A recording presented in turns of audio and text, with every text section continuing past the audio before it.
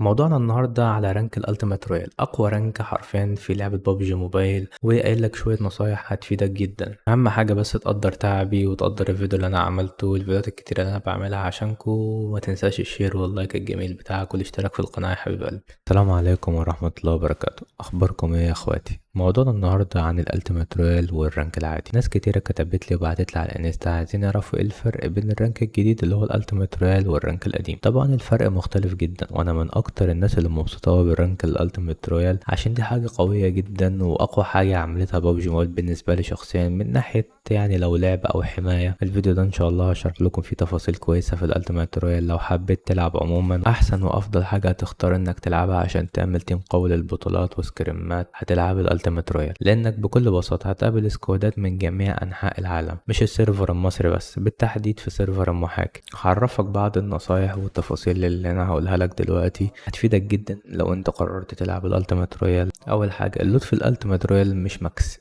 يعني اللوت بالتحديد الهيل. مش هتلاقي هيل كتير عشان بيجبرك انك تدخل الزون، ما تقعدش بره الزون كتير عشان الجيم يكون فيها عدد وصعب على الناس ويحطك تحت ضغط. تاني حاجة، اللاج والرندر اخف من المود جدا، لان مفيش مود فاللعبة هتلاقيها خفيفة وسلسة معاك شوية. تالت حاجة، هيخلي مستواك حلو جدا للسكريمات والبطولات، كتدريب ليك ولتيمك ممتاز جدا. رابع حاجة، حاولوا تمسكوا الزون على قد ما تقدر عشان الزون صعبة. نركز اوي على نقطة الزون.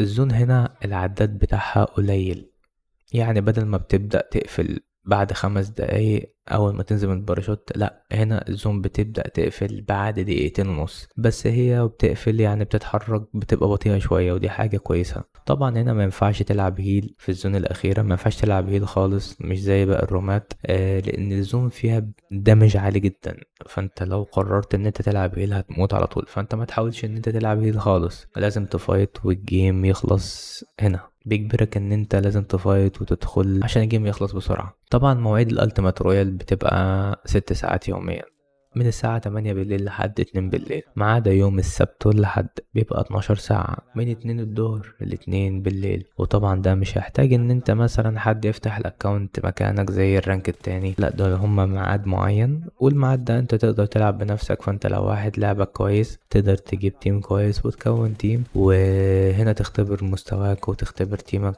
احسن اختبارات طبعا. والالتيميت رويال عموما بيبدأ يفتح بعد ما السيزون بيبدأ ب14 يوم، والبوينتات بتاعته معروفة ومكتوبة هنا في الرولز.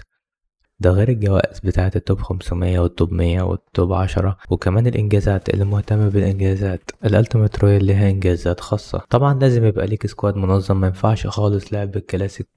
هقولك الحاجة البسيطة اللي تلعب بيها كطريقة لعب، يعني السكواد هيكون متكون من اي جيل وسبورتر وفراجر وفريمان. لو حابب تعرف دور كل واحد هترجع الفيديوهات القديمة بتاعتي على صفحتي وهتلاقيني بشرح كل دور بالظبط. اولا، توزيع العربيات.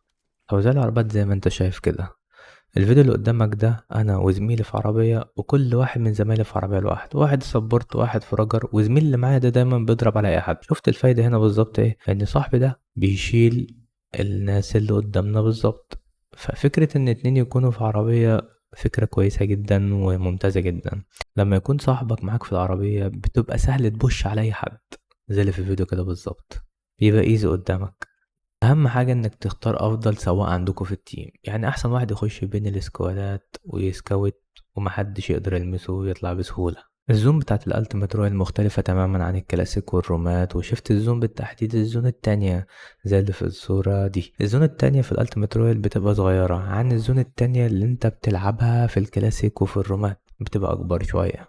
اللود في الالتيميت رويال سيء جدا، بالتحديد الهيل. اللود بيبقى سيء فوق ما تتخيل، فعشان كده انصحك ان انت لازم تحط اللود بتاعك دايما في الشنطة، شنطة العربية. حط على قد ما تقدر اهم 3 حاجات في العربية: طلق، السلاح اللي انت بتلعب بيه، سموكات، وهيل. خلي الندات معاك دايما في الشنطة بتاعتك عشان الفايتات، وارمي السموكات بتاعتك دايما في شنطة العربية عشان مساحة الشنطة بتاعتك، هيفرق معاك جدا.